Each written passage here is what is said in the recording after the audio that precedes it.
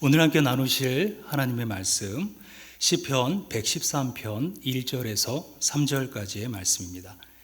시편 113편 1절에서 3절, 구약성경 페이지수 887페이지 정도가 됩니다. 우리 함께 한 목소리로 합독하겠습니다. 할렐루야, 여호와의 종들아 찬양하라. 여호와의 이름을 찬양하라. 이제부터 영원까지 여호와의 이름을 찬송할지로다. 해 돋는 데에서부터 해 지는 데까지 여호와의 이름이 찬양을 받으시리로다. 아멘. 오늘 본문의 말씀을 통해서 우리 여호와의 이름을 찬양하라 라는 제목으로 함께 은혜 나누겠습니다.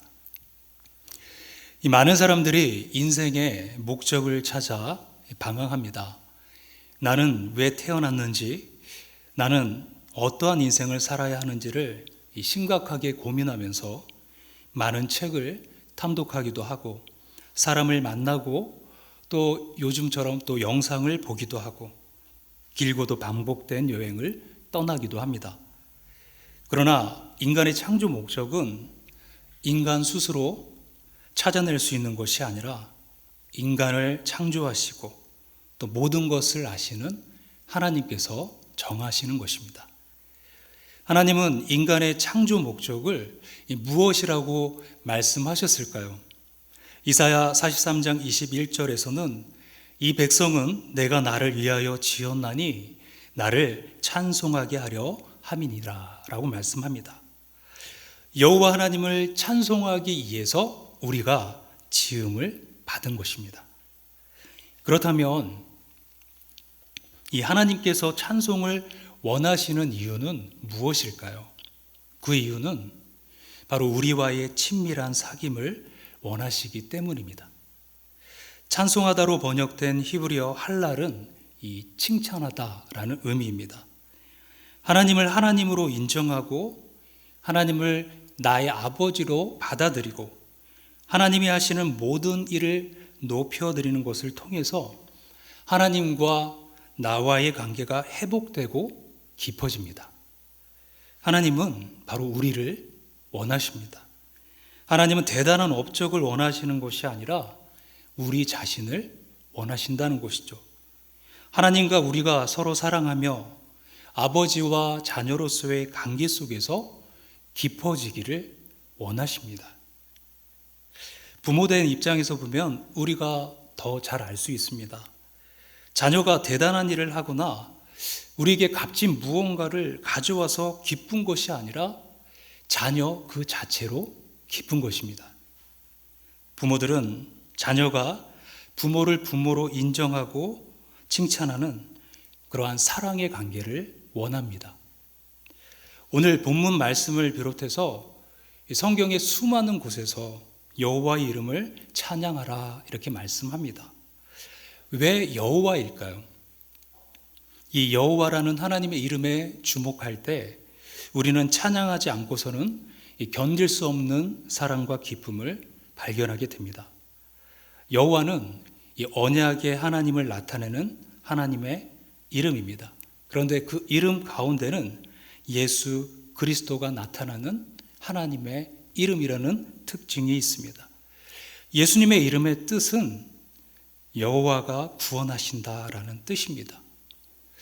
여호와의 이름이 예수님을 품고 있음을 알게 해주는 장면은 우리가 출애굽기 3장에서 살펴볼 수 있습니다. 애굽에서 고통받고 있는 이스라엘 백성을 구원하기 위해서 하나님께서 호렙산에서 모세를 부르셨습니다. 이 불붙은 떨기나무 가운데에서 여호와께서 말씀하셨습니다. 내가 선 곳은 거룩한 땅이니 내 발에서 신을 벗어라. 모세는 부르신 자의 이름을 묻고 하나님은 대답하십니다. 나는 스스로 있는 자이니라.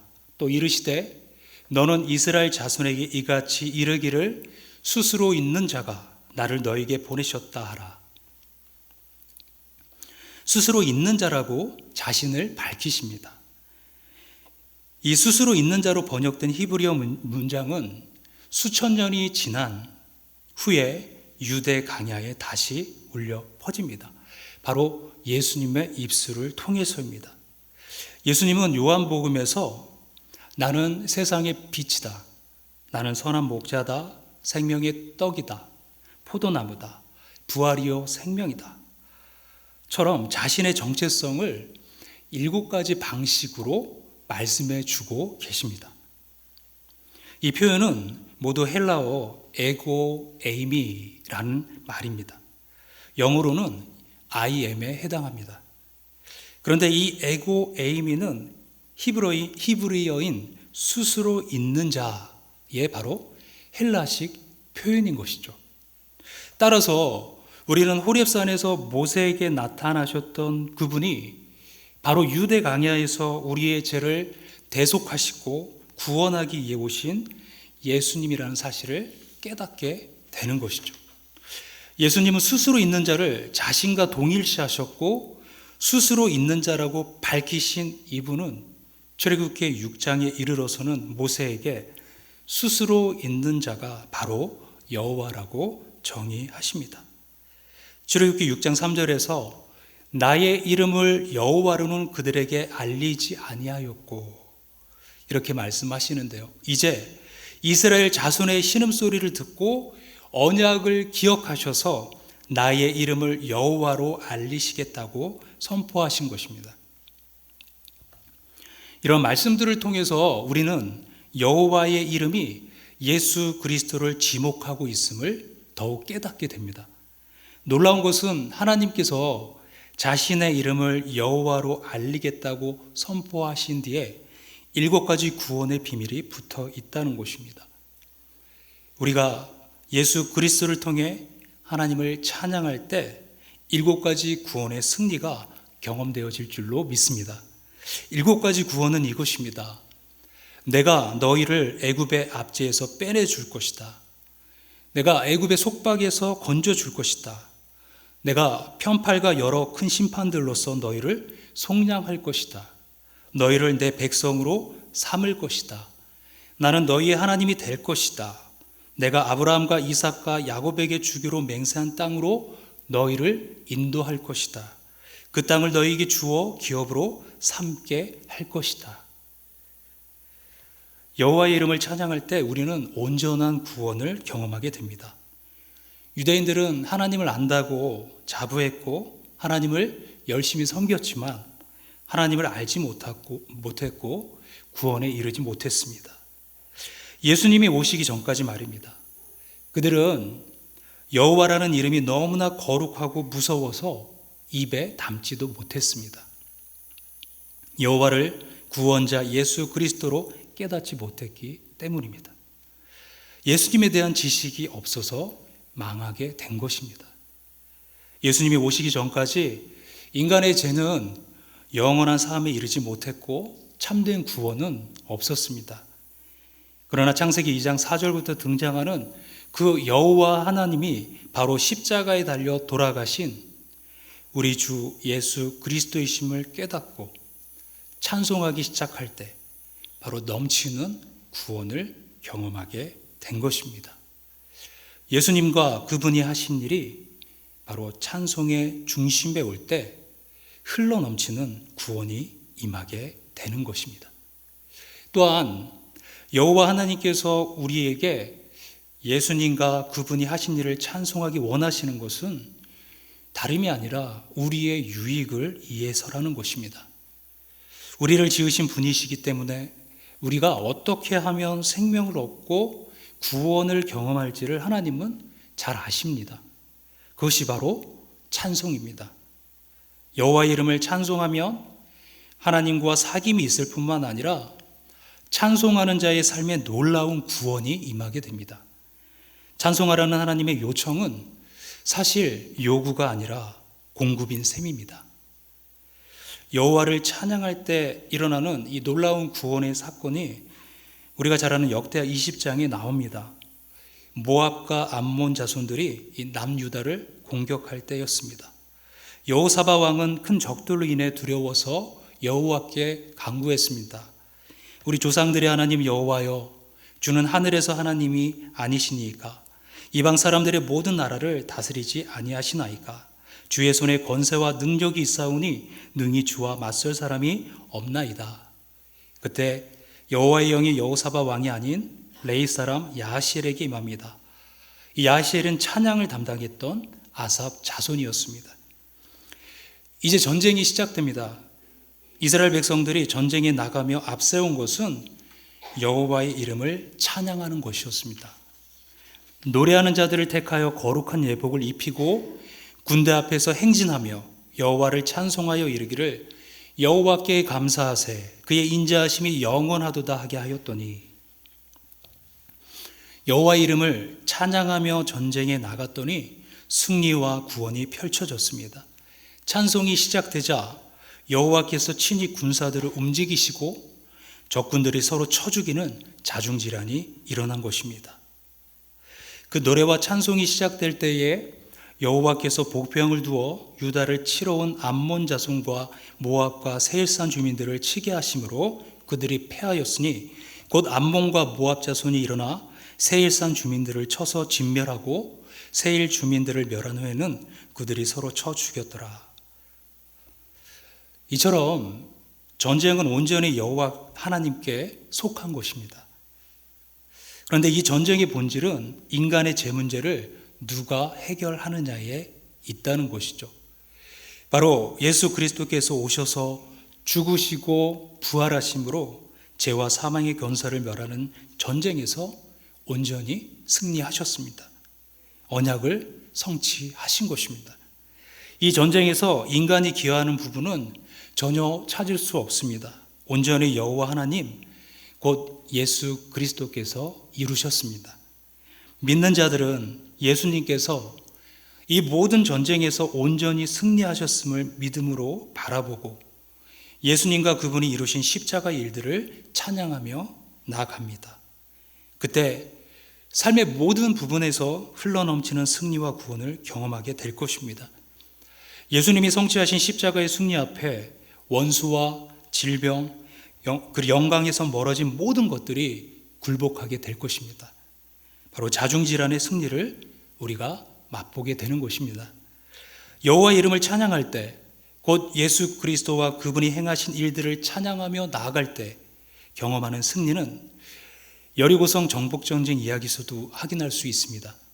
난공불락의 여리고성을 무너뜨리는 방법으로 이 하나님께서 명하신 것은 이 성 주위를 도는 것이었습니다.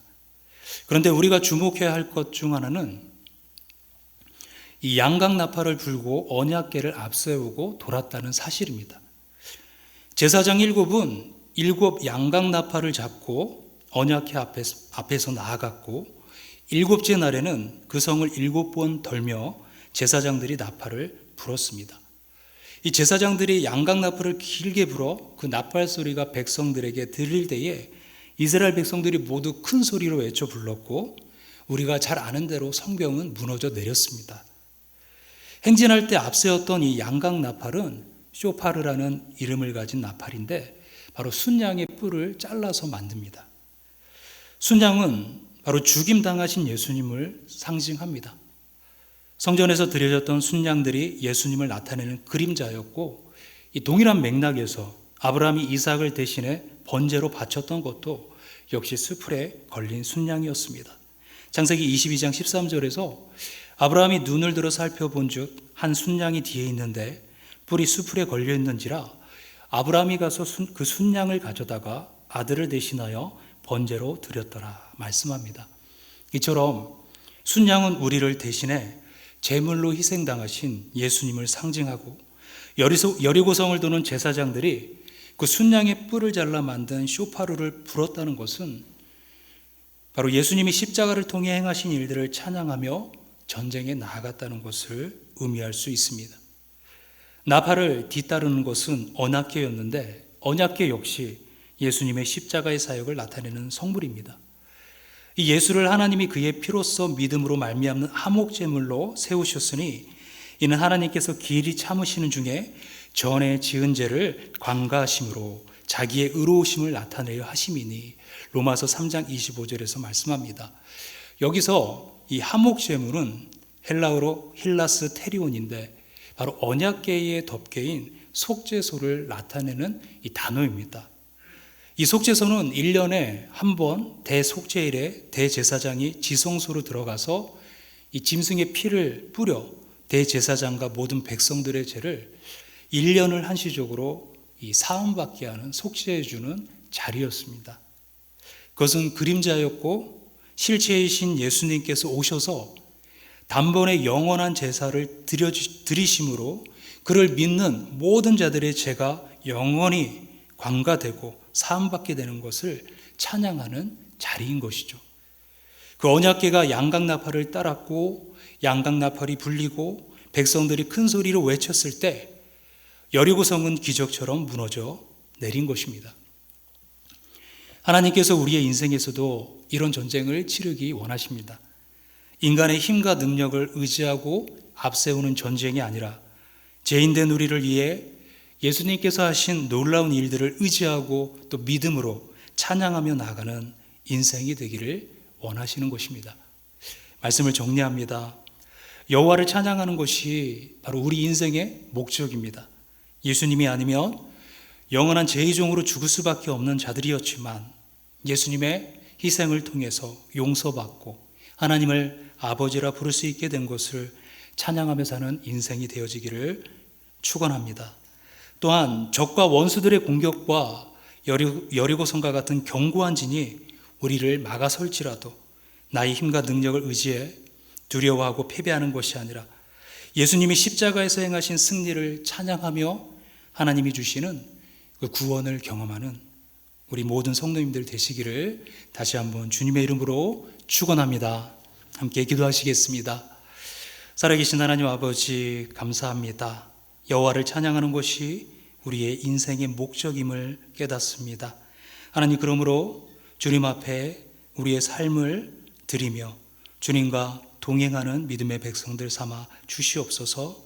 하나님, 찬양하는 자리를 놓치지 아니하고 찬양을 통하여 하나님과의 관계가 깊어지며 또 우리 앞에 놓여진 견고한 질을 깨트리며 주님의 십자가로 승리하며 나갈 수 있는 모든 주의 자녀들 되게 하여 주시옵소서. 주님 앞에 우리 모두를 의탁하오며 거룩하신 우리 주 예수님의 이름으로 기도합니다. 아멘.